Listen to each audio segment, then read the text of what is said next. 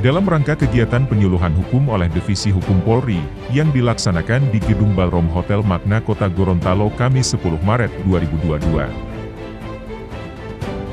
Penyuluhan hukum merupakan bagian dari program kerja Divisi Hukum Polri dalam rangka penyampaian kepada anggota Polri baik di tingkat Mabes maupun satuan wilayah tentang program-program Polri terkait dengan peraturan perundang-undangan kepolisian.